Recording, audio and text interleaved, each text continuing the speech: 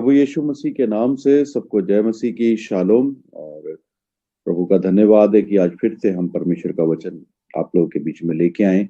सो आज के वचन को जो हम लोग शुरू करते हैं तो मेरी आपसे विनती है कि ये वचन को आप serving people in need of fellowship YouTube channel पर सुन रहे हैं तो मेरी आपसे प्रार्थना, अगर अभी तक आपने इस चैनल को सब्सक्राइब नहीं किया है तो कृपया करके इसको सब्सक्राइब कर दीजिए और साथ ही में आपको बेल बटन दिख रहा होगा उसको भी दबा दीजिए ताकि जब भी हम नया वचन इस पर अपलोड करते हैं तो आपको इजीली अवेलेबल हो जाए। और प्लीज इसको शेयर करना ना भूलें। सो आज का वचन आप पूरा सुने और आशीषित हो। आइए हम लोग आज के वचन में चलेंगे। हम पढ़ेंगे लूका की अंजील उसका 4 अध्याय उसकी 1 आयत देखेंगे, जबकि ब्रदर रोहित लूका 4 की 1 निकालते। मैं बता दूं कि आज हम देखेंगे अधीनगी के बारे में। अधीनगी का मतलब है डिसिप्लिन में आना। सो आज हम लोग देखते हैं अधीनगी के बारे में। हम कुछ आयतों को देखेंगे जो आयतें हमें इशारा देंगी, हमें बताएंगी, क्लियर करेंगी कि जो ट्राइनिटी है, जिसको हम ट्राइनिटी गॉड कहते हैं, यानी कि फादर, सन और होली स्पिरिट की जब बात होती है वो एक दूसरे की अधीनगी में कैसे काम करते हैं, है ना। वो खुद फादर, सन और होली स्पिरिट जो है वो तीनों ही क्या है, परमेश्वर है। और हम देखेंगे कि वो तीनों कैसे एक दूसरे की अधीनगी में होकर काम करते हैं, है ना। तो आइए लूका 4 की 1 देखते हैं। तो यहाँ हम देखेंगे यीशु मसीह के विषय में कि यीशु मसीह पवित्र आत्मा के अधीनगी में है। हम यहाँ देखेंगे और पढ़ेंगे। हम लोग लूका 4 की 1 पढ़ लेंगे।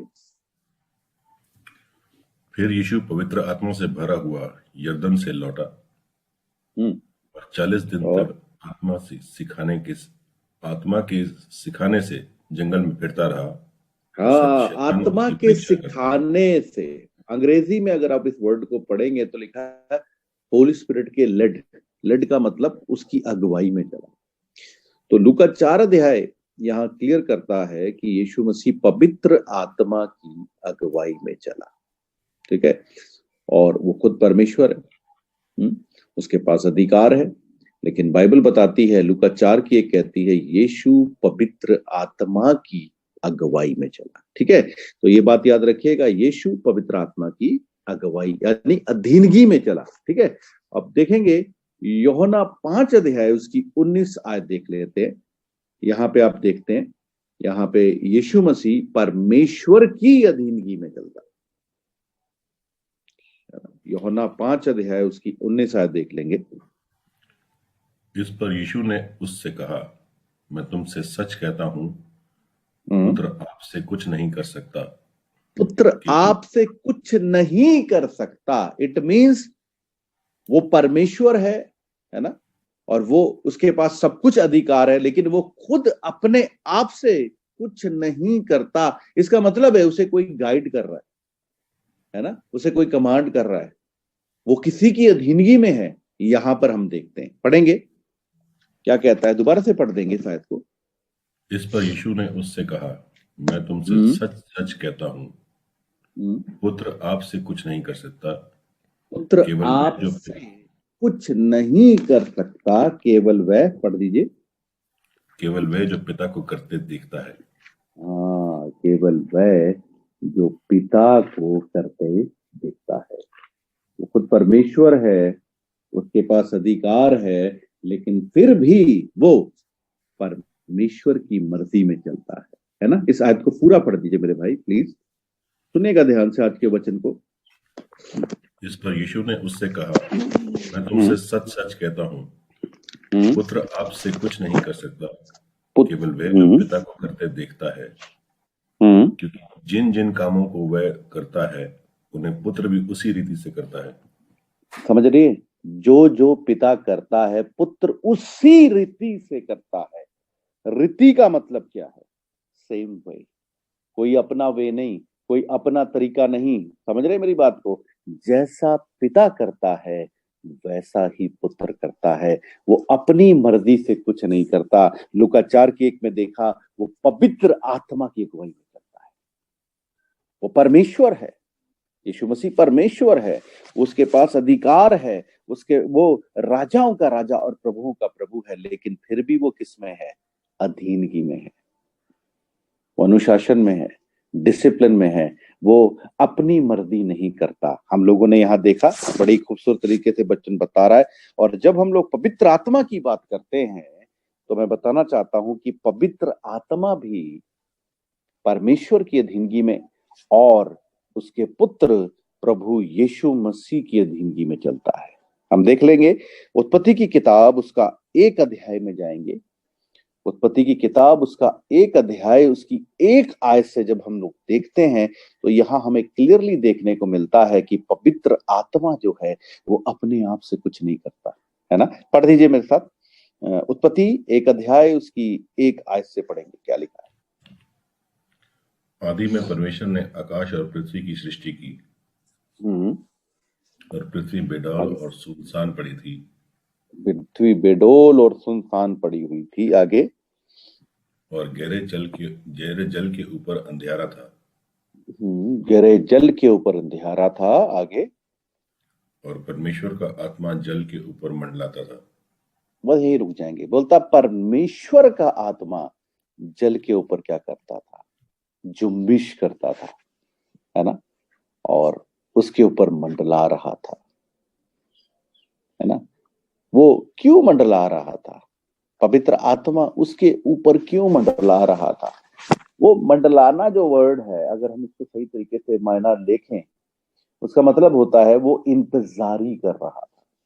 मंडलाने का मतलब, जैसे कई बार हमने किसी को समय दिया होता है ना, या हमें किसी ने समय दिया कि हम इतने बजे आपके पास आ रहे हैं, और वो आदमी आने में देरी कर दे तो हम क्या करते हैं? हम इंतजारी करते हैं, है ना। कभी उठकर इधर को चलते हैं, कभी उधर को चलते हैं, वेट करते, बार बार समय को देखते हैं। हम क्या करते हैं? इंतजारी करते हैं। तो यहाँ पर भी पवित्र आत्मा जो मंडला रहा है वो वेट कर रहा है। किस चीज की वेट करता है? पढ़ेंगे आगे, देखिए क्या कहता है कलाम, किस चीज की वेट कर रहा है। उत्पत्ति 1 अध्याय में हम लोग देख रहे हैं पवित्र आत्मा मंडला रहा है और किस चीज की इंतजारी कर रहा है। आगे पढ़ेंगे, अभी बताएगा वो। तब परमेश्वर ने कहा उजियाला हो, तो उजियाला हो गया। बस यही रुक जाएंगे। पवित्र आत्मा जो है वो इंतजारी कर रहा है कि परमेश्वर के मुंह से क्या निकले, कमांड निकले, परमेश्वर के मुंह से वचन निकले। और जैसी परमेश्वर के मुंह से निकला उजाला हो, वर्ड निकला, होली स्पिरिट ने उसी वर्ड को लेकर क्या किया? उजाला कर दिया। समझ रहे हैं? पवित्र आत्मा अपनी मर्जी से कुछ नहीं करता, जो परमेश्वर कहता है वो करता है। इट मीन्स वो अधीनगी में रहता है ना। अभी यूहन्ना 16 अध्याय चलेंगे, उसकी 12 आयत पढ़ेंगे, क्या लिखा है। यूहन्ना 16 अध्याय उसकी 12 आयत में आप देखेंगे पवित्र आत्मा यीशु मसीह की अधीनगी में और परमेश्वर की अधीनगी में कैसे रहता है।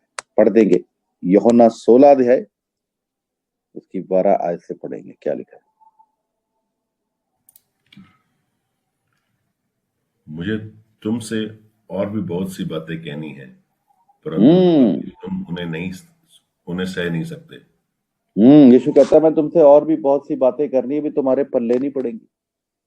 क्यों पल्ले नहीं पड़ेंगी? क्यों समझ नहीं आती लोगों को? पास्टर कुछ कहता है, खुदा का दास कुछ कहता है, यहाँ पे यीशु मसीह परमेश्वर कुछ कह रहा है, चेलों को समझ ही नहीं आती, है ना। समटाइम्स परमेश्वर का दास जो है अभिषिक्त है, खुदा का आत्मा, खुदा का रूह पास्टर के अंदर रहता है। पास्टर कुछ बातों में कहता है आपको ऐसा करना है, उनको समझ ही नहीं आती। तो सेम प्रॉब्लम क्या है? चेलों में भी सेम प्रॉब्लम है। यीशु कुछ बताता है, उनको पल्ले ही नहीं पड़ता। वो अपने औहदों के लिए लगे रहते हैं, मैं बड़ा, मैं बड़ा, मैं बड़ा, मुझे औहदा दो, मुझे औहदा दो, मुझे ये काम करने का मौका दो। आज कलीसियाओं के अंदर यही बातें पाई जाती। हर कोई औहदे की बात ढूंढता है, मुझे मौका दो जी, मेरे को ये कराओ जी, मेरे को वो कराओ, मेरे को वो कराओ।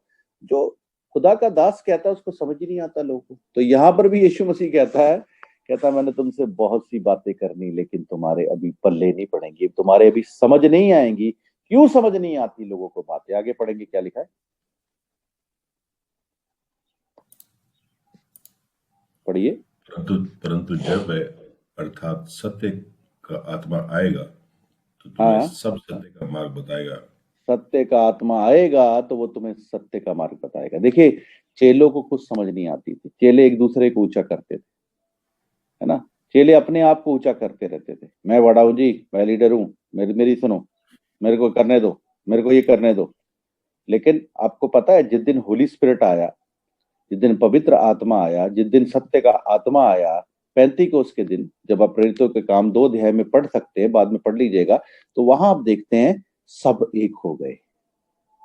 आज कलीसियाओं के अंदर फूट क्यों है, ग्रुपबाजी क्यों है ना, ग्रुपिज्म क्यों गुटबाजी क्यों है? क्योंकि कलीसिया में पवित्र आत्मा नहीं है ना। कलीसिया के ग्रुप में पवित्र आत्मा, दूसरे में है ही नहीं। पवित्र आत्मा के कोई भी चलते ही नहीं। खुदा का दास उन्हें मिला, खुदा के दास की सुनते ही नहीं। तभी क्या है, गड़बड़ी है उनके बीच में। लेकिन बाइबल बताती है, जब पैंतीकोस के दिन पवित्र आत्मा पे उतरा, सब एक मन हो गए। सब लोगों का दर्शन क्या था? पहले वो अपने आप को ऊंचा करना चाहते थे, अपने आप को दिखाना चाहते थे। अब जब पवित्र आत्मा उतरा है, तो अब यीशु मसीह को ऊंचा करने लगे, परमेश्वर के नाम को ऊंचा करने लगे, है ना। क्योंकि जब पवित्र आत्मा आता है, तो वो सब के सब क्या करने लगे? प्रभु यीशु मसीह के नाम को ऊंचा करने लगे, उसका प्रचार करने लगे, उसके लिए दुख उठाने के लिए तैयार हो गए, उसके लिए तकलीफ उठाने के लिए तैयार हो गए। लेकिन इससे पहले वो लोग क्या करते थे? अपने आप को ऊंचा करते थे, है ना। लोग, आप, वो पतरस कहता था मैं बड़ा हूं, यूहन्ना कहता था ला मैं बड़ा हूं, यीशु मसीह मुझसे ज्यादा प्यार करता है। उनके अंदर क्या थी? फूट थी। लेकिन बाइबल बताती, जब पवित्र आत्मा आया, तब उनको समझ आई, और जब समझ आई, उनका बचपना खत्म हुआ, तब उन्होंने प्रभु यीशु मसीह के नाम को ऊंचा करना शुरू कर दिया। लेकिन उससे पहले वो क्या करते थे? अपने आप को ऊंचा करते थे। तो मैं हमेशा एक बात बोलता हूं, church is not a place to satisfy your ego. जो चर्च है, वो आपकी ईगो को सेटिस्फाई करने के लिए नहीं है कि मुझे पूछा नहीं गया, मुझे मौका नहीं दिया गया, मुझे गाने को नहीं दिया गया, या मुझे बजाने को नहीं दिया गया, मुझे प्रचार करने को नहीं दिया गया। ये जगह इस काम के लिए नहीं है, आपकी इस ईगो को सेटिस्फाई करने के लिए नहीं है। ये जगह है प्रभु यीशु मसीह को ऊंचा करने के लिए। आपको कलीसिया में कुछ भी काम मिलता है, चाहे खाना बनाने का, या बर्तन साफ करने का, चाहे झाड़ू लगाने का, अगर कुछ भी काम मिलता है, उसे खुशी से करें, क्योंकि आप अपने आप को ऊंचा करने के लिए नहीं, प्रभु यीशु मसीह को ऊंचा करने के लिए कर रहे हैं। इस मैसेज को बड़े ध्यान से सुनिएगा आज, क्योंकि ये मैसेज मेरी तरफ से नहीं है, पवित्र आत्मा इन बातों को बोल रहा है आज। अगर आप नहीं सुनेंगे, अभी तक इन बातों को नहीं समझते, तो मैं आपको कहना चाहता हूं, जाएं, घुटने टेकें, खुदा के आगे रोए और बोले, खुदा मुझे अपना रूह पाक दे, मुझे रूहुल कुदस दे, मुझे पवित्र आत्मा दे, क्योंकि मुझे अभी समझ नहीं आता मैं क्या करूं। जहां पवित्र आत्मा नहीं है, वहां गड़बड़ी है। क्योंकि खुदा के कलाम में लिखा है, 1 कुरिन्थियों 14 अध्याय में आप जाके पढ़ सकते हो, वहां लिखा है, परमेश्वर का आत्मा गड़बड़ी का आत्मा नहीं है। आज गड़बड़ी क्यों है? सबके मुंह क्यों बने रहते हैं? कलीसिया में सब अपनी अपनी क्यों चलाते हैं? सब कलीसियाओं का हाल क्यों है ये? क्योंकि परमेश्वर का आत्मा वहां नहीं है। जहां परमेश्वर का आत्मा होगा, वहां गड़बड़ी नहीं होगी, याद रखिएगा, वहां गड़बड़ी नहीं होगी। सो यहां पर हम लोग देख रहे हैं, वचन बता रहा है, हम पढ़ देंगे यूहन्ना 16 अध्याय उसकी 12 फिर से पढ़ देंगे, क्या लिखा है, वचन को ध्यान से सुनेंगे। यूहन्ना उसका 16 अध्याय उसकी 12 पढ़ देंगे ब्रदर के साथ मिलकर। मुझे तुमसे और भी बहुत सी बातें कहनी है, परंतु अभी तुम उन्हें सह नहीं सकते। कभी समझ ही नहीं आती, समझ ही नहीं आता, आपस में बनती ही नहीं है। क्यों? पवित्र आत्मा ही नहीं है भाई। पवित्र आत्मा तो लेके आओ, पवित्र आत्मा आएगा तो अभी तो गड़बड़ी दूर होगी, पवित्र आत्मा आएगा तभी तो मेल मिलाप होगा। वचन क्या कहता है? परमेश्वर का राज्य खाना पीना नहीं है, परंतु मेल मिलाप है ना। रोमियो 14 अध्याय उसकी 17 आयत में लिखा है। नोट कर लीजिए इन आयतों को जो मैं बोल रहा हूं, जरूर पढ़िएगा इन आयतों को, और जब इन आयतों को आप पढ़ेंगे, तभी आप जानेंगे आपके जीवन में आनंद और शांति क्यों। ठीक है, आपके चारों ओर परिस्थितियां हो, है ना। यीशु मसीह के चारों ओर परिस्थितियां थी, पता आपको? उसके चेले उसको छोड़कर भाग गए। जिन लोगों के बीच में वो कार्य करता था, चंगाइयां करता था, वो लोग भी उसे छोड़कर भाग गए। सब कुछ छोड़ के भाग गए, सब चले गए छोड़कर। लेकिन यीशु मसीह के अंदर शांति थी। पौलुस, आप जानते हैं पौलुस को कितना दुख उठाना पड़ा, कितनी तकलीफें सहनी पड़ी मिनिस्ट्री के अंदर, सेवा में।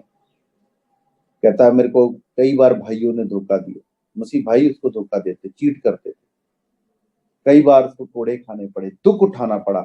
लेकिन बाइबल बताती है उसके मन में शांति थी।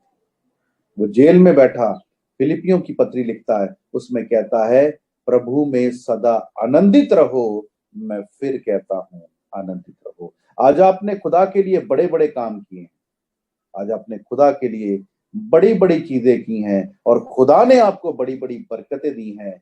लेकिन आज आपके जीवन में आनंद और शांति ना होने का सबसे बड़ा चिन्ह पता क्या है?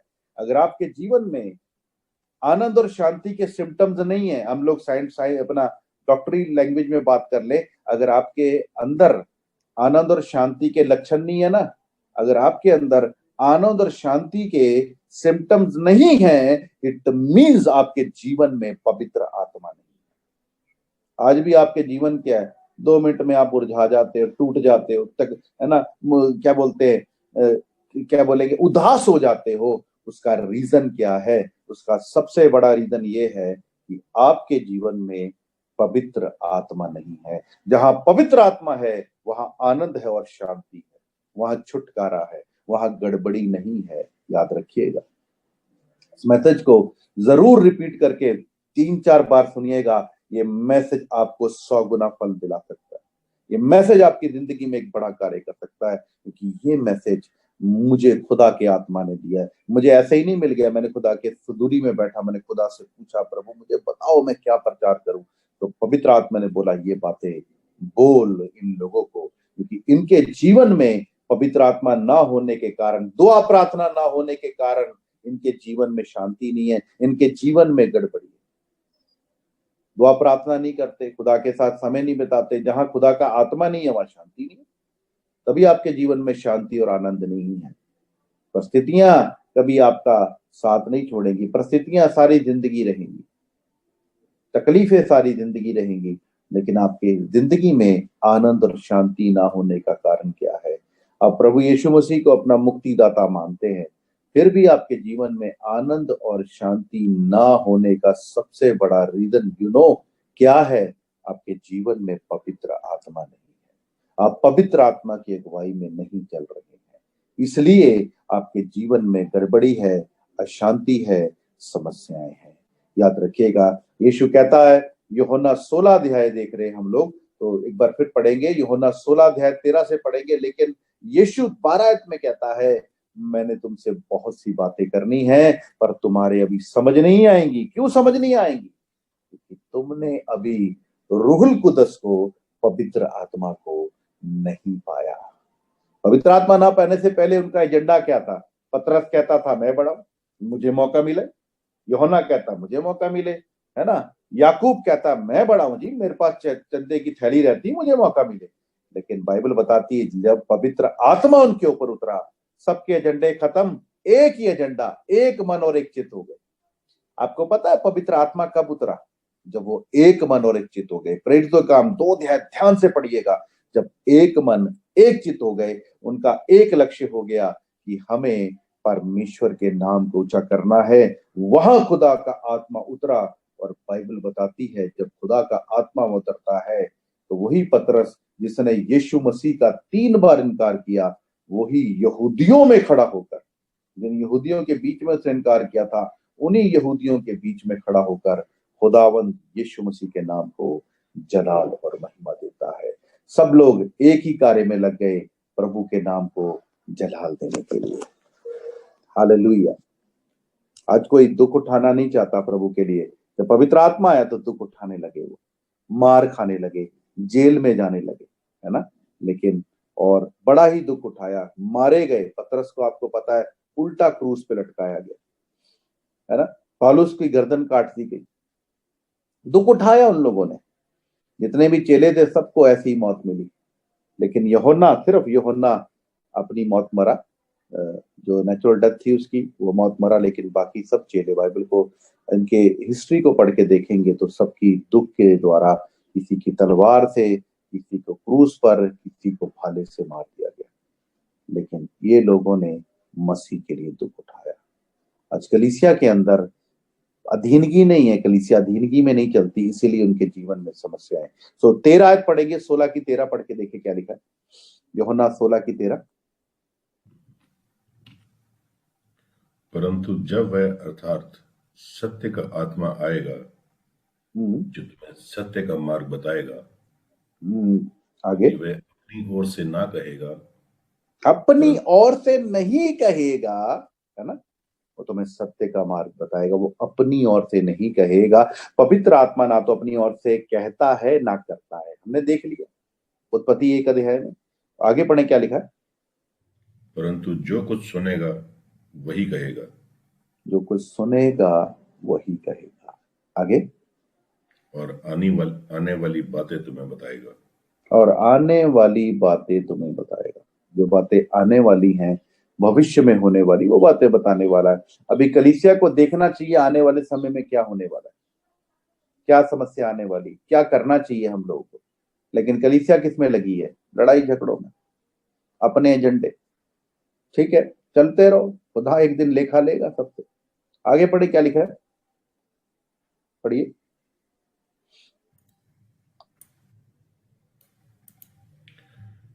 वह मेरी महिमा करेगा, वह मेरी महिमा। देखिए, पवित्र आत्मा जहां होता है ना, वहां यीशु की महिमा होती है। Church is not a place to satisfy your ego. अगर आप चर्च में अपनी ईगो को सेटिस्फाई करने आ रहे हैं तो ये आपके लिए जगह नहीं है, आप कहीं और जा सकते हैं। अगर आप चर्च में आ रहे हैं, this is a place to glorify Jesus. पवित्र आत्मा कहता है, वचन कहता है, यीशु कहता है, वो मेरी महिमा करेगा। वो अपनी महिमा नहीं करेगा, वो मेरी महिमा करेगा। Church is a place to glorify Jesus, not a place to satisfy your ego. अगर आपको ये कर रहे हैं तो आपको चोट लगेगी। मुझे नहीं पूछा गया, मुझे नहीं बोला गया, मुझे मौका नहीं दिया गया, ये बातें अगर आपके अंदर हैं, इट मीन्स आप अपनी ईगो को सेटिस्फाई कर रहे हैं। आपको चोट लग रही है अभी भी आकर, मुझे मौका नहीं मिल रहा, मुझे बोलाने को नहीं दिया जा रहा, तो इट मीन्स आपकी सेल्फ को चोट लग रही है। और कलीसिया जो है वो सेल्फ को, क्या बोलेंगे, सेल्फ को सेटिस्फाई करने की जगह नहीं है, ये जीसस को ग्लोरीफाई करने की जगह है। वो कहता वो मेरी महिमा करेगा। आगे,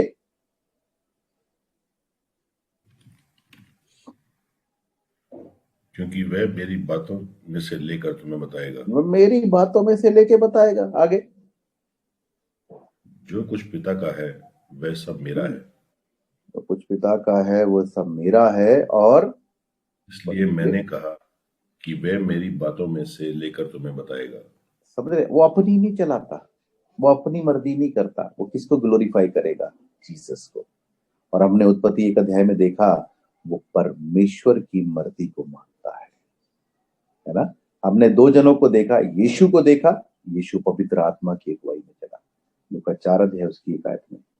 और हमने देखा यूहन्ना 5:19 में, यीशु कहता मैं अपनी ओर से कुछ नहीं करता, जो पिता को करते देखता हूं वो करता हूं। इट मीन्स यीशु मसीह पवित्र आत्मा की अधीनगी में है और परमेश्वर की अधीनगी में है। होली स्पिरिट के बारे में हमने देखा, पवित्र आत्मा के, तो हमने देखा उत्पत्ति 1 अध्याय में कि पवित्र आत्मा जो है वो अपनी मर्जी से कुछ नहीं करता, वो इंतजारी करता है, जो परमेश्वर कहता है वो ही करता है।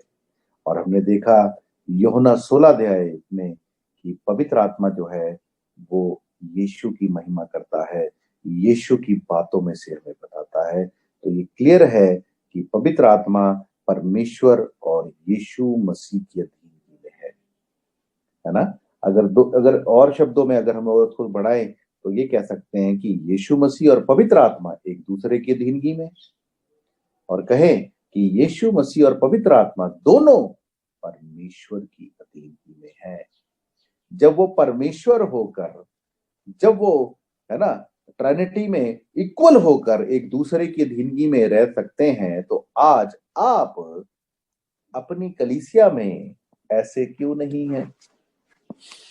अधीनगी में कोई चलना ही नहीं चाहता। पवित्र आत्मा यीशु मसीह एक दूसरे की अधीनगी में चलना पसंद करते हैं, लेकिन हमें अधीनगी में चलना पसंद नहीं है। सबका अपना अपना एजेंडा है, सबको अपने अपने आप को दिखाना है, ऊंचा करना है।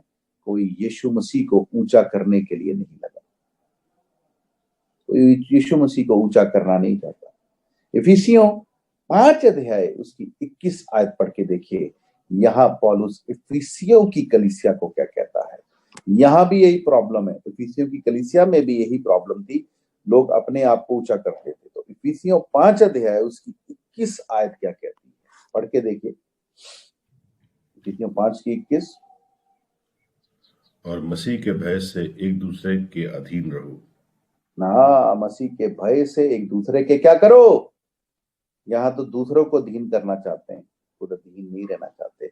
लेकिन आप होली स्पिरिट को और आप जीसस को देखें, यीशु और पवित्र आत्मा को देखें, दोनों इक्वल है, लेकिन दोनों एक दूसरे को ओबे करते हैं और एक दूसरे की अधीनगी में रहते हैं। सोच के देखिए, जब वो लोग अधीनगी में चलते हैं, हम क्यों अधीनगी में नहीं है? हम क्यों अधीनगी में नहीं है? वो दोनों किसकी अधीनगी में है?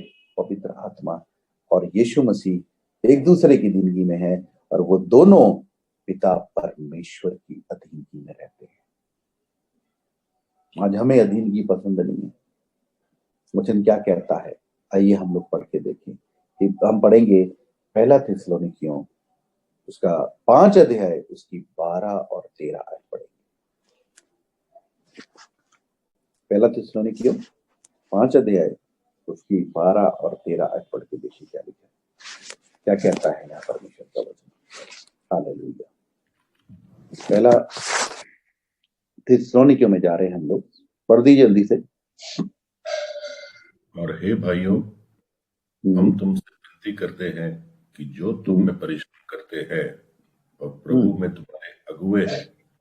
हाँ, जो तुम्हें परिश्रम कर रहे, मेहनत कर रहे, दिन रात प्रार्थना कर रहे तुम्हारे, और प्रभु में तुम्हारे लीडर्स हैं, पास्टर, लीडर, अगुवे हैं। आगे, और तुम्हें शिक्षा देते हैं, जो तुम्हें शिक्षा देते, वचन की शिक्षा देते हैं। आगे 13 तक पढ़ दीजिएगा। उन्हें मानो और उनकी मानो, हाँ, उनके काम के अनुसार, उनके काम के कारण प्रेम के साथ उनको बहुत ही आदर के योग्य समझो। बहुत आदर के योग्य समझो। कलाम कहता है खुदा के दास दुगने आदर के योग्य हैं। दुगने आदर क्यों यीशु मसीह ने बोला? परमेश्वर का वचन क्यों दुगने आदर की बात कर रहा है? इसलिए क्योंकि आपको जो अगवा मिला है, पास्टर मिला है, वो खुदा की तरफ से चुना हुआ है, अभिषिक्त है, उसकी मानो। लेकिन आज कलीसियाओं में देखने को क्या मिलता है? अगर हम पंजाब की कलीसिया की बात करें या फॉरेन में भी, मैं यूके में भी गया, मैंने भी इन चीजों की कमी को देखा। मुझे पता ये मैसेज आप यूके में भी सुनेंगे, यूके में देखा, और मैंने पाकिस्तानी कलीसियाओं में भी ये प्रॉब्लम देखी। ये मैसेज जो है पूरा वर्ल्ड वाइड जाता है, बहुत सी कलीसियाओं में ये मैसेज जाता है। तो मैंने ये प्रॉब्लम देखी। मैंने क्या प्रॉब्लम देखी है कि कलीसिया में लोग पास्टर की नहीं सुनते, अपनी चलाएंगे। पास्टर मना कर देगा किसी बात पे तो मुंह बना लेंगे, मुंह फुला लेंगे। ये बड़ी प्रॉब्लम है। मैंने इजराइलियों को देखा, बाइबल में इजराइलियों को देखो, इजराइलियों का भी यही हाल था। मूसा उन्हें कुछ कहता था खुदा की आज्ञा लेके, परमेश्वर ये चाहता है, लोग वहां मुंह बना लेते थे, मुंह फुला लेते थे। पर आपको पता, जिन लोगों ने मुंह बनाया, कुड़कुड़ाए, बुड़बुड़ाए, वो लोग वायदे के देश में, कनान में नहीं जा पाए। उनका नाम कनान से काट दिया गया। तो अगर आज आप भी मुंह बनाते हैं, है ना, आप अगर क्या बोलेंगे, मानते नहीं हैं, कुड़कुड़ाते और बुड़बुड़ाते हैं, तो आप खुदा के राज्य में नहीं जा पाएंगे। परमेश्वर ने मूसा को नियुक्त किया था इजराइलियों को मिस्र ले जाने के लिए। मूसा ने बहुत सी गलतियां की, उसने कूशी स्त्री से शादी भी कर ली। आपको पता है, उसने परमेश्वर की जो तख्तियां जो परमेश्वर ने लिख के दी थी वो भी तोड़ दी। लेकिन परमेश्वर का अभिषिक्त जो परमेश्वर ने ठहराया था, जब मरियम और हारून उसके खिलाफ बुड़बुड़ाए और कुड़कुड़ाए, गिनती 12 अध्याय में आप पढ़ लीजिएगा बाद में, जब वो बुड़बुड़ाए और कुड़कुड़ाए, मरियम को वहां कोड़ हो गया। क्योंकि जो इंसान को खुदा ने चुना है, खड़ा किया है, आपको उसकी बात को मानना पड़ेगा। अगर वो गलत कर रहा है तो परमेश्वर उससे लेखा लेगा। आपको पता, उसने जब गलती की तो वो वायदे के देश में नहीं जा पाया, है ना। आपको पता है क्यों? क्योंकि उसने चट्टान पे 2 बार, दूसरी बार भी लाठी मार दी। परमेश्वर ने कहा था अब लाठी मारने की जरूरत नहीं है, अब सिर्फ बात करना। उसने नहीं मानी, तो आपको पता है वो कानान में नहीं जा पाया। आज हम लोग क्या अपने अगुए की बात को मानते हैं, उसको आदर देते हैं, उसकी सुनते हैं, या हम लोग भी इजराइलियों की तरह? अगर आज आप लोग इजराइलियों की तरह हैं, बुड़बुड़ाते कुड़कुड़ाते हैं, वो क्या कर रहे थे? मरियम और हारून गॉसिप कर रहे थे।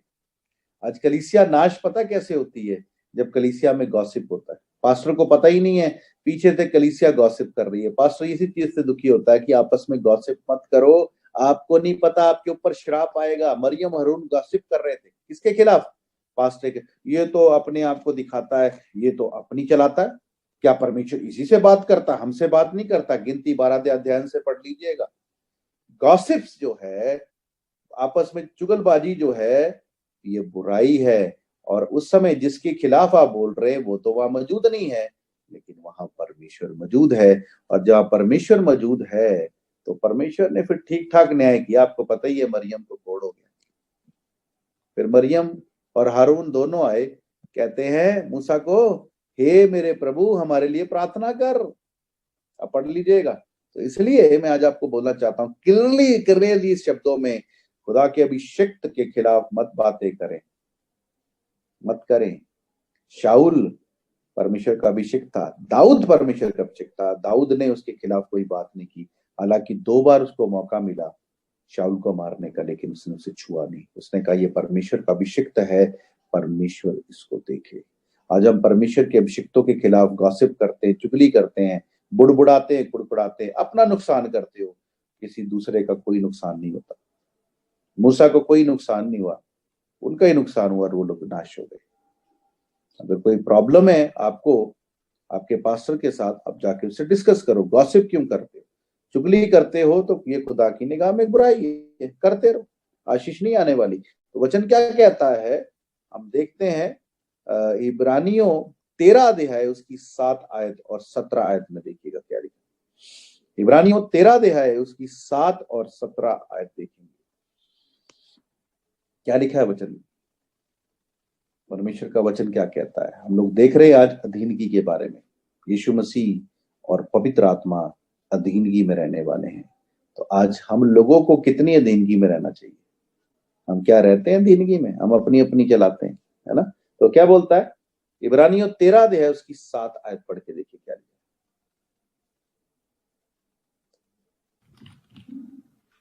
जो तुम्हारे अगुए थे और जिन्होंने तुम्हें परमेश्वर का वचन सुनाया है, उन्हें स्मरण रखो, उन्हें स्मरण रखो और ध्यान से उनके चाल चलन को अंत देखकर उनके विश्वास का अनुकरण करो। हाँ, उनके विश्वास का अनुकरण करो, उनका पीछा करो, उनको याद रखो। 17 आयत क्या कहती है, पढ़ देंगे। इसी की 17 आयत में देखिए कितना अच्छा लिखा है, पढ़ के देखिए क्या लिखा है। अपने अगुओं की मानो और उनके अधीन रहो, क्योंकि वे तुम्हारे प्राणों के अपने लिए। अगुओं की मानो और उनके अधीन रहो। क्या हम अधीनगी पसंद करते हैं, या हम लोग सोचते हैं भाई हम ही बड़े, हमारे पास धन दौलत है, हमारे पास एजुकेशन है, हमारे पास्टर को तो इंग्लिश भी बोलनी नहीं आती, हमारे पास्टर तो हमारे स्टैंडर्ड में नहीं है। गलत फहमी है आप लोगों की। वो खुदा का चुना हुआ है, याद रखिएगा। समझ रहे बात को? ये गलती कभी मत करें। हम विदेश में रहते हैं, है ना, हम विदेश में रहते हैं, हम ज्यादा पैसा कमाते हैं, हम सोचते हैं कि पास्टर जो है उसका स्टैंडर्ड लो है, इसको जैसे मर्जी चला लो। ये गलत फहमी मत पालिएगा। खुदा के अभिषेक को मत चलाइए, खुदा चला देगा आपको। तो वचन क्या कहता है, पढ़ के देखिए। 13 की 17 आयत पढ़ के देखिए क्या लिखा। जबकि भाई इब्रानियों 13 की 17 पढ़ रहे हैं, मुझे एक वाक्य याद आया। मुझे एक फोन आया, इंग्लैंड से ही फोन आया, एक कलीसिया से फोन आया मुझे, और मुझे पास्टर बता रहे थे, कहते कि पास्टर जी हमारी कलीसिया के लिए आप प्रार्थना करना, हमारी कलीसिया में बहुत प्रॉब्लम चल रही है। मैंने क्या हो रहा है? बोलते लोग ना आपस में गॉसिप्स करते हैं, आपस में बातें करते हैं, किसी को कोई प्रॉब्लम होती है मेरे पास नहीं आते, आपस में गॉसिप करते हैं, तो क्या करना चाहिए? मैंने कहा क्या करना क्या चाहिए? आप प्रार्थना करें। मैंने कहा ये गॉसिप ऐसे खत्म नहीं होगा, आप उनके लिए प्रार्थना करें। अगर ये ऐसे ही गॉसिप करते रहे तो ये लोग नाश हो जाए। और ऐसे ही हुआ। पास्टर का फोन आया, पास्टर ने मुझे बताया, कहते हैं पास्टर जी आपने सही बोला था, ये लोग जो गॉसिप करने वाले थे ना, आपस में ही बैकस्लाइड हो गए, छोड़ गए, चर्च को छोड़ गए, अब वही दुनियादारी में जीवन बिता रहे। मैंने कहा भाई ऐसे ही होता है। पर मैंने कहा आपकी कलीसिया क्या क्या हाल है? बोलता जो लोग गए थे खुदा ने और नए लोग दे दिए, और अच्छे लोग दे दिए। तो मैंने कहा समटाइम्स जब लोग सुनते नहीं है तो परमेश्वर उनको काट देता है। कि वचन में लिखा है, यूहन्ना 15 अध्याय में एक आयत से जब आप पढ़ते वहां लिखा है, कहता है जो डाली फल नहीं लाती उसे परमेश्वर काट देता है, जो फल लाती उसे काटता और छाड़ता है। तो ज्यादातर कलीसिया में ऐसे ही है, जो फल नहीं ला रही परमेश्वर से काट देगा, वो अपने आप गायब हो जाएंगे। कहेंगे ये तो चर्च रेगुलर आते थे, अब क्यों नहीं आते जी? अब तो मीटिंग में भी नहीं आते ये लोग। वो लोग फल लाने वाले नहीं हैं, एक दिन परमेश्वर को काटने पर है। तो चिंता करने की जरूरत नहीं है मेरे भाई और मेरे बहन जो खुद में खुदा की खिदमत करते हैं। आपको चिंता करने की जरूरत नहीं, आप खुदा के साथ वफादार रहें। आप एक पेड़ को देखें, पेड़ में नए पत्ते और नई क्या बोलेंगे शाखाएं आती जाती रहती हैं, तो इसलिए आपको चिंता करने की जरूरत नहीं है। खुदा ने आपको खड़ा किया है, खुदा आपके साथ है। वो लोग जो छोड़ के गए हैं, खुदा आपको और अच्छे लोग नवाजेगा और लोगों से आशीषित देगा। तो इब्रानियों 13 अध्याय उसकी 17 आयत क्या कहती है, सुनेंगे ध्यान से वचन। अपने अगुओं की मानो, अपने अगुओं की मानो और उनके अधीन रहो। उनके अधीन रहो। देखिए यीशु मसीह और पवित्र आत्मा एक दूसरे के अधीन में है। और पौलुस भी यहाँ क्या कहता है? पौलुस कहता है तुम भी अपने अगुओं की मानो, वो जो कहते हैं वो करो। फालतू अपना दिमाग मत लगाओ, प्रार्थना में लेके जाओ उस चीज को। अगर आपको खुदा कह रहा है ये काम होना चाहिए तो आप प्रार्थना करो कि प्रभु मेरे जो अगुए है उनके मन में डालो ये बात को। अगर आपकी ओर से तो मन में डालो, हम लोगों के मन को एक करो। अगवा कुछ कह रहा है, पास्टर कुछ कह रहा है, आप कुछ कह रहे हो, इसका मतलब खुदा की मर्जी नहीं है, क्योंकि जहां परमेश्वर का आत्मा वहां गड़बड़ी नहीं है। तो अगर आपके कन्फ्लिक्ट हो रहा है किसी बात को लेकर, अगर किसी बात को लेकर मन मुटाव हो रहा है, तो उसे प्रार्थना में लेके जाओ, वो खुदा की तरफ से नहीं है। याद रखिएगा। इब्रानियों 13 की 17 आयत पूरी पढ़ दीजिए। अपने अगुओं की मानो और उनके अधीन रहो, क्योंकि वे उनकी नाई तुम्हारे प्राणों के लिए जागते रहते, तुम्हारी प्राणों के लिए जागते रहते। जो रियल पास्टर है ना, आपको बताएगा नहीं, वो आपके लिए जाग के प्रार्थना करेगा, वो आपके लिए प्रार्थना करेगा, वो आपके प्राणों के लिए जागता रहेगा। और आगे क्या लिखा है? जिन्हें लेखा देना पड़ेगा, जिन्हें लेखा देना पड़ेगा। से करें। हाँ, ना ही ठंडी आहें भर भर के। वचन बता रहा है खुदा का दास आपके लिए प्रार्थना कर रहा है, दिन रात आपके लिए प्रार्थना कर रहा है। हमें उसकी अधीनगी में चलना है। यीशु मसीह, पवित्र आत्मा, दोनों परमेश्वर होकर एक दूसरे की अधीनगी में चलते हैं, तो हम क्यों नहीं अधीनगी पसंद करते? यीशु बाइबल कहती है, फिलिपियों 2:5 में लिखा है, कहता है जैसा यीशु का स्वभाव था तुम्हारा भी वैसे ही स्वभाव। आप बताइए आपका स्वभाव क्या है? अपनी लीडरशिप चलाना, अपने आप को ऊंचा करना, या यीशु मसीह को ऊंचा करना आपका स्वभाव है? क्या आप अधीनगी में हैं? अगर आप अधीनगी में नहीं हैं तो आप नाश हो जाएंगे, आपका नाम जीवन की किताब में नहीं है। याद रखिएगा। यीशु मसीह कहता है इस बात से खुश मत हो कि आत्माएं तुम्हारे वश में। मैं बोलना चाहता हूं इस बात से खुश मत हो कि आपके पास धन दौलत है, आपके पास सब कुछ है, आपके पास वरदान है, आपके पास चमत्कार है, आपके पास चंगाई है। इस बात से खुश मत हो कि आपके पास अमेरिका का ग्रीन कार्ड है। आप इस बात से आनंदित हो कि आपका नाम जीवन की किताब में है या नहीं है। अगर आप अधीनगी में नहीं है तो आप नहीं जा सकते परमेश्वर के राज्य में। आपका नाम जीवन की किताब में नहीं है, ये गलतफहमी है आपकी, है ना। लोग कहते हैं जी हमें तो खुदा ने बड़ी बरकत दी, सानू खुदा ने ये दिता। अब बाइबल बताती है इजरायलियों को जो परमेश्वर ने मिस्र से निकाला, जंगल में रखा, सब कुछ दिया, प्रतिदिन उनको खिलाता था, प्रतिदिन उनके जीवन में चमत्कार होते, डेली मिरेकल होता था। क्या था, याद है ना आप लोगों को, डेली मिरेकल होता था। लेकिन जिन लोगों में वो डेली मिरेकल करता था, डेली खिलाता था, क्या वो परमेश्वर के राज्य में जा सके? तो चिन्ह चमत्कार, ब्लेसिंग्स ये निर्णय नहीं करती कि आप परमेश्वर के राज्य में जाएंगे, कि आपका नाम परमेश्वर की किताब में लिखा है या नहीं लिखा है। चिन्ह चमत्कार, है ना, मिरेकल्स, है ना, ब्लेसिंग्स, है ना, ये क्या बोलेंगे, ये निर्णय नहीं करती कि आपका नाम जीवन की किताब में लिखा है। क्योंकि यीशु मसीह कहता है इस बात से आनंदित मत हो, आत्माएं तुम्हारे वश में। चेले आए और वापस आकर कहते हमने तो दुष्ट आत्मा निकाली, बीमारों को चंगा किया, चमत्कार किए। वो कहता है इस बात से आनंदित मत हो। इस बात से आनंदित होना है, अपनी जिंदगी को जांचना है, क्या हमारा नाम जीवन की किताब में है या नहीं है। अगर आप अधीनगी में नहीं है तो सॉरी टू से आप कुछ और ट्रैक पे चल रहे हैं। आपको पता है शैतान को अधीनगी पसंद नहीं। शैतान कहता मैं अपना सिंहासन परमेश्वर से अलग बनाऊंगा, है ना, ऊंचा सिंहासन बनाऊंगा। तो आज कई लोग चर्च में तो हैं, पर वो क्या है, आज लूसीफर का काम कर रहे हैं, क्योंकि उनको अधीनगी पसंद नहीं है। शैतान को अधीनगी पसंद नहीं थी, इसलिए उसने अपना सिंहासन ऊंचा करने की कोशिश की। और आपको पता उसको परमेश्वर के राज्य से, परमेश्वर के घर से, हेवन से बाहर निकाल दिया गया। कि ऐसा ना हो कि आपको लग रहा है कि चमत्कार सामर्थ आपके पास है और आप परमेश्वर के राज्य से बाहर है। आपको पता है शैतान के पास सामर्थ है, वो चमत्कार कर सकता है, चिन्ह दिखा सकता है। बाइबल में यीशु मसीह ने कहा अंतिम दिनों में शैतान क्या करेगा, चिन्ह चमत्कार दिखाएगा।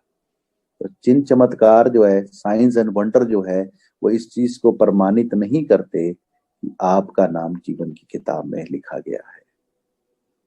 घमंड मत करें, अधीनगी में आए। अगर सच में आप खुदा के राज्य में जाना चाहते तो अधीनगी में आ जाए। यीशु मसीह लूका 19 अध्याय में आप पढ़ लीजिएगा, लूका 19 अध्याय में जक्कई नाम का एक मनुष्य है, वो यीशु को मिलना चाहता था। कहाँ चढ़ गया, गुलर के पेड़ पे। यीशु ने उसे क्या कहा, अगर तुम उससे मिलना चाहता है तो तुझे नीचे आना होगा। मैं कहाँ मिलता हूं, नीचे। यीशु मसीह का स्थान का है नीचे, क्योंकि बाइबल बताती है, यीशु कहता है मुझसे सीखो, मैं नम्र और मन में दीन हूं।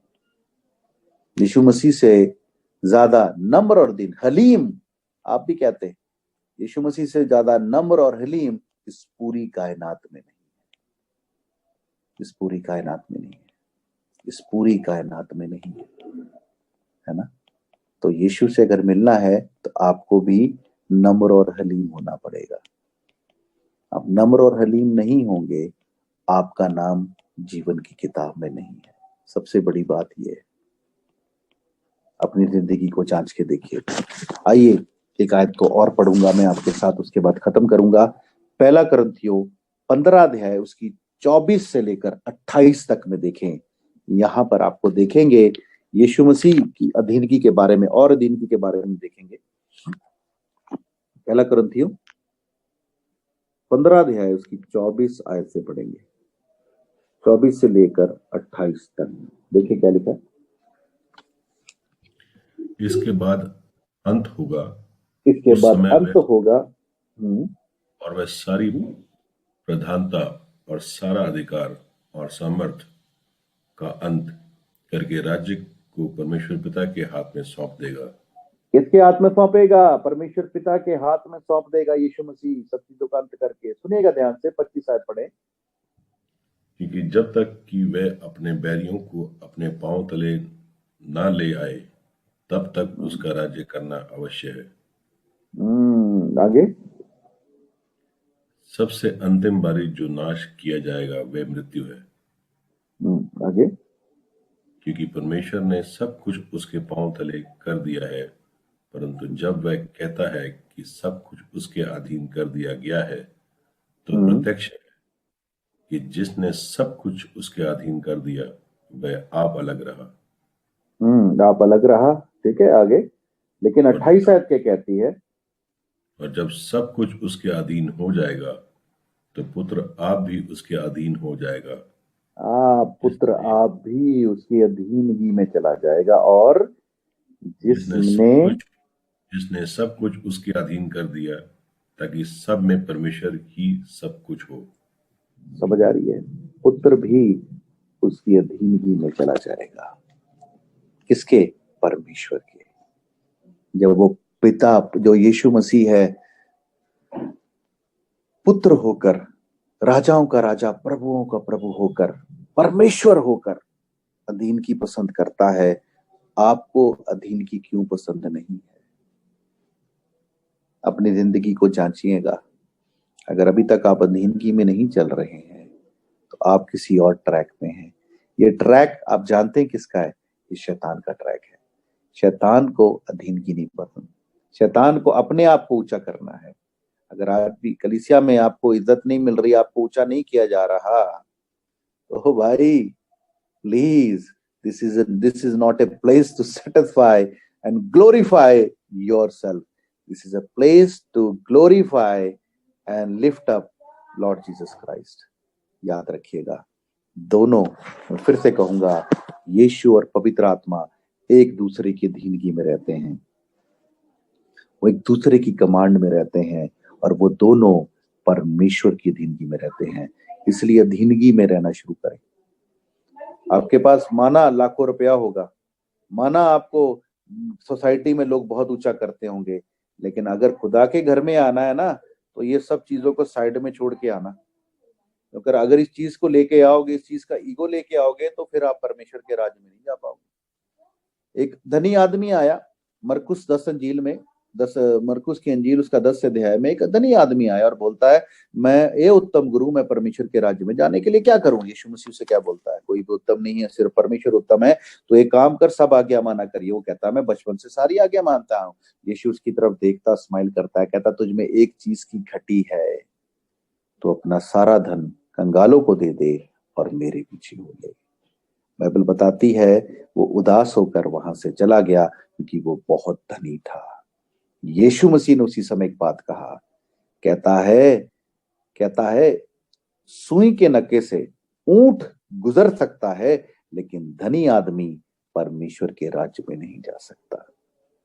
धनी आदमी, इसका मतलब ये नहीं कि अमीर होना गलत है, वो तो खुद राजाओं का राजा और प्रभुओं का प्रभु है। बाइबल बताती, कुरिन्थियों में लिखा, यीशु मसीह कहता है वो हमारे लिए कंगाल हो गया ताकि हम अमीर हो जाएं।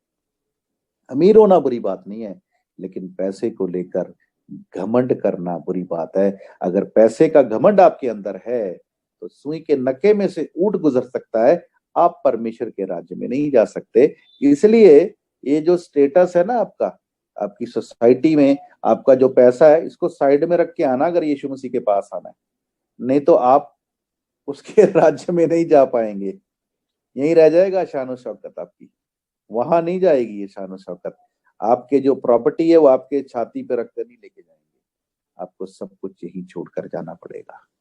अधीनगी में आए, अधीनगी में चलें, फिर देखो क्या होगा। यीशु मसीह भी कह सकता था, मैं तो तख्त पे बैठा राजाओं का राजा, प्रभुओं का प्रभु, जमीन पे आया हूं, तो मैं तो भाई अपनी ईगो और घमंड में रहूंगा। लेकिन बाइबल बताती है, आप पढ़ लीजिएगा, जरूर पढ़िएगा, अगर सच में आप खुदा से प्यार करते हैं तो जरूर पढ़ लीजिएगा। फिलिपियों 2 अध्याय उसकी 4 आयत से पढ़ के देखिएगा, वहां लिखा है यीशु मसीह शून्य हो गया, जीरो हो गया, उसने अपने आप को जीरो कर दिया।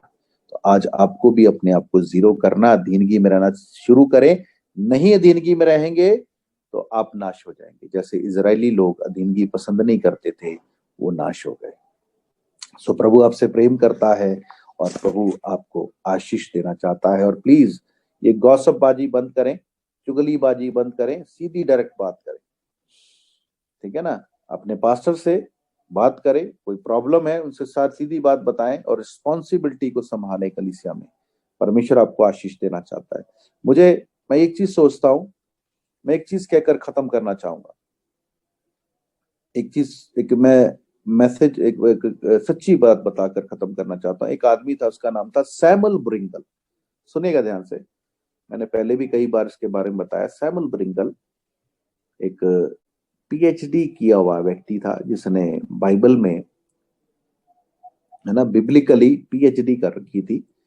और उसको न्यूज़पेपर में मिला कि एक कॉलेज है और वहां पर जाकर उसको बीटीएच, उनको टीचर चाहिए और जॉब के लिए। तो उसे पता लगा, वो अगले दिन चला गया इंटरव्यू देने के लिए। तो उसने पीएचडी कर रखी थी, टाई कोट पहन के अच्छे से गया। वो ऑफिस में जाता है, प्रिंसिपल से बात करता है। तो प्रिंसिपल पूछता है उसको, आप पीटीएच की जॉब के लिए आए?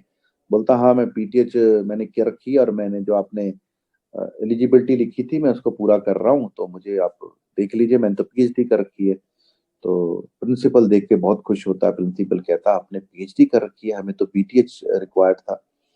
तो कहता देख लीजिए। तो प्रिंसिपल कहता ठीक है, आप कल आए, मैं आपको कल बताता हूँ। ये काम तो नहीं मैं आपको दे सकता क्योंकि ये बीटीएच के लिए है, पर लेकिन आपने पीएचडी कर रखी है तो हम देख सकते हैं कि हम आपको क्या काम दे सकते हैं, तो आप जरूर कल आना। तो वो बड़ा खुश हुआ और वो अपने दोस्तों को जाके मिलता है और दोस्त पूछते हैं भाई तेरा इंटरव्यू था, क्या बना? कहता क्या बनना? कहता उनको बीटीएच चाहिए था, मैं तो पीएचडी था, मैंने तो बहुत पढ़ाई कर रखी है। तो उनको सोचने पे मजबूर हो गए कि बीटीएच की जॉब, बीटीएच है ना क्वालिफिकेशन नहीं, जिसकी तो पीएचडी है, इसको तो अच्छी जॉब मिलनी चाहिए। तो उन्होंने मुझे कल बुलाया, तो मुझे बड़ी जॉब मिलने वाली है। बड़ा खुश हुआ। और नेक्स्ट डे जब वो गया और जाकर प्रिंसिपल से मिलता है, बड़ा ही रौब से खुशी के साथ जाता है, बड़ा खुश होकर टाई टुई लगाकर अच्छे से जाता है, प्रिंसिपल से मिलता है। तो प्रिंसिपल कहता है कि अच्छा वो आप आ गए, तो पर मैं एक बात कहना चाहता हूँ, मैंने कल आपके लिए प्रार्थना की रात में और खुदा से पूछा कि प्रभु ये तो पीएचडी है, इनको मैं क्या काम दूं। सो प्रभु ने मुझे मेरे मन में डाला वो काम, क्या वो काम आप करेंगे जो प्रभु ने आपको बोला? बोलता हाँ जरूर करूंगा।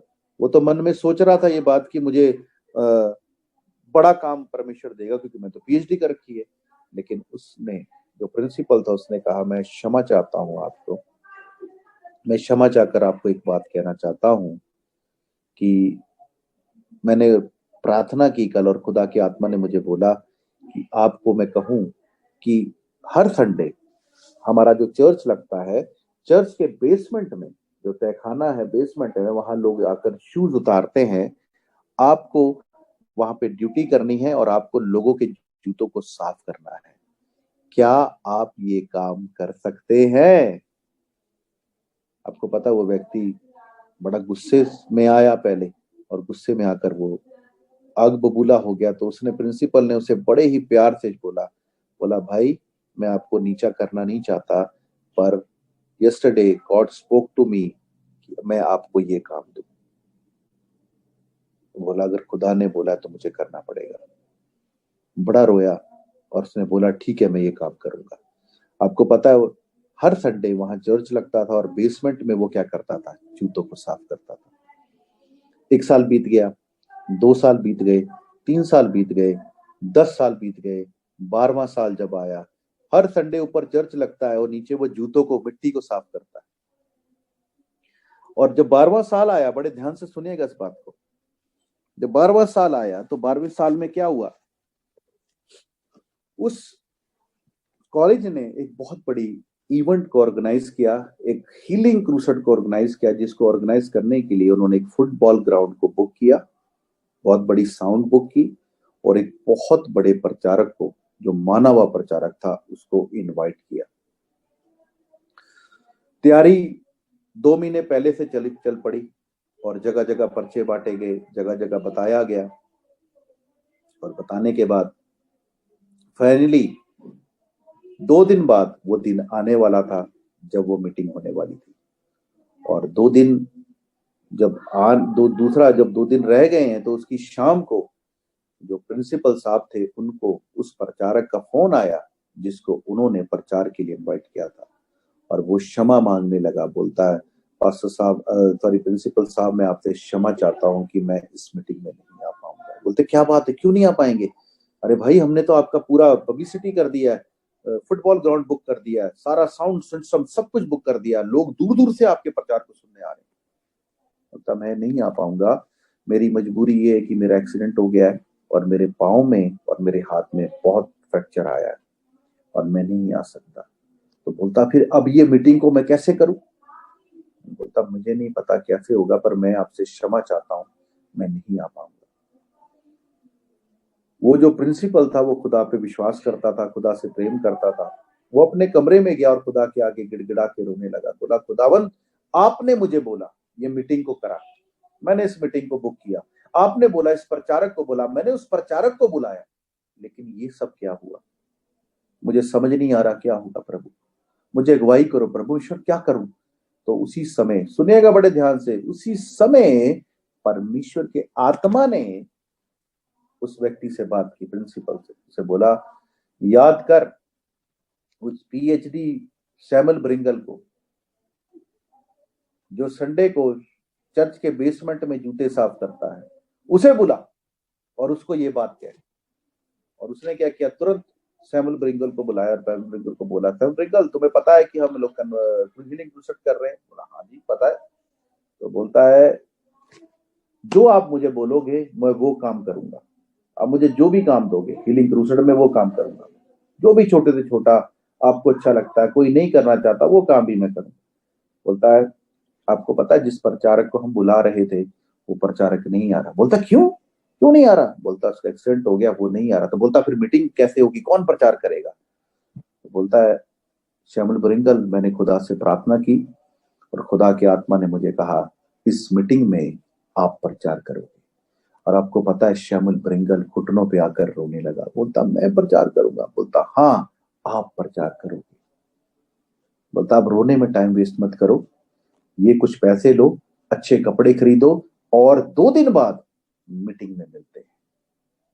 आपको पता है सैमुअल ब्रिंगल गया और जाकर उसने मीटिंग की तैयारी की।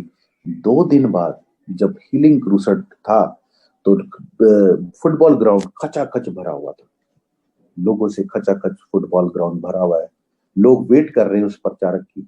और जब गाड़ी आती है, आप जानते हैं गाड़ी में तो सैमुअल ब्रिंगल बैठा है। जैसी गाड़ी पहुंचती है वहां, जैसी सैमुअल ब्रिंगल गाड़ी का गेट खोलता है, जैसे ही वो अपना पैर बाहर निकालता है, बाहर निकाल के बाहर ही आता है, जो व्हील चेयर पे लोग बैठे थे वो व्हील चेयर से उठ जाते हैं। जो लोग डेड बॉडीज को लेके आए थे, डेड बॉडीज रेज होने लग जाती है, अंधे देखने लगते हैं, गूंगे बोलने लग जाते हैं, और वहां पर परमेश्वर का सामर्थ का काम प्रकट होता है। आप जानते हैं वो क्यों हुआ? क्योंकि पीएचडी और की धन दौलत आपको परमेश्वर के राज्य में महिमा नहीं दिला सकती। सैमुअल ब्रिंगल को घमंड था अपनी पढ़ाई पर, अपनी लिखाई पर, अपनी काबिलियत पर, लेकिन परमेश्वर ने उसके घमंड को जीरो कर दिया। 12 साल चर्च लगता था और वो कहां होता था? चर्च की बेसमेंट में जूते साफ करता था। वो मिट्टी, जूतों की मिट्टी साफ करता था, परमेश्वर उसकी घमंड की मिट्टी को साफ कर रहा था। 12 साल लग गए उसकी घमंड की मिट्टी साफ होने में। और जब 12वां साल आया, जब उसकी घमंड की मिट्टी साफ हो चुकी थी, जब वो बिल्कुल शून्य हो चुका था, परमेश्वर ने उसे ऊंचा किया। क्योंकि बाइबल में लिखा है तुम परमेश्वर के सामने अपने आप को दीन करो, वह तुम्हें शिरोमणि करेगा। याकूब 4 की 10 में लिखा है उसने अपने आप को दीन किया, शून्य किया। आप कब अपने आप को शून्य करेंगे? जिस दिन आप अपने आप को शून्य करेंगे, परमेश्वर अपने आप आपको ग्लोरीफाई करेगा। मुझे मौका नहीं दिया जाता, मुझे बोलने को नहीं दिया जाता, मुझे गाने को नहीं दिया जाता। अरे भाई, अपने आप को जीरो करो, परमेश्वर अपने आप आपको हीरो बना देगा। कोई नहीं रोक सकता उस व्यक्ति को जो अपने आप को शून्य करेगा, उसे कोई नहीं रोक सकता। सैमुअल ब्रिंगल ने जब अपने आप को शून्य किया, कोई भी उसे रोक नहीं पाया। इस मैसेज को जरूर 10 बार सुन के देखिएगा। अगर सच में ये मैसेज आपको आशीष दे रहा है तो जरूर इस लोगों को भेज के दिएगा, क्योंकि लोगों के जीवन में आज क्यों आशीष नहीं है? क्योंकि वो अधीनगी पसंद नहीं करते। अपने अगुवे की अधीनगी में चले, आशीष आएगी, खुदा आपको ऊंचा करेगा। समझ रहे मेरी बात? तो यहीं पर मैं बात कहकर खत्म करूंगा। आइए हम लोग अंतिम प्रार्थना करेंगे। आइए अंतिम प्रार्थना करेंगे। सर्वशक्तिमान पिता परमेश्वर, प्रभु यीशु, हम आपका धन्यवाद करते हैं। प्रभु यीशु और पवित्र आत्मा, हम धन्यवादी हैं आप दोनों के प्रभु, और हम आपको देखकर आनंदित और मगन होते हैं कि आप दोनों कैसे एक दूसरे की अधीनगी में रहते हैं, और आप दोनों ही परमेश्वर की अधीनगी पसंद करते हैं। तो प्रभु आज होने दे हम आपकी अधीनगी में चले प्रभु, और खास तौर पे जो अगवा हमें चुन के दिया गया है, जो पास्टर हमें चुन के दिया गया है, हम उसकी अधीनगी में और उसकी मर्जी के बिना कोई काम ना करने पाए। प्रभु हमारी मदद और सहायता करें, और बुड़बुड़ाने और कुड़कुड़ाने के कारण जो हमारी जिंदगी में श्राप आया है वो यीशु मसीह के नाम से खत्म हो जाए प्रभु, और आपके नाम को महिमा और जलाल मिले। हम धन्यवादी हैं, हम तेरे नाम को ऊंचा करते हैं प्रभु यीशु के नाम से। आमीन, आमीन, आमीन।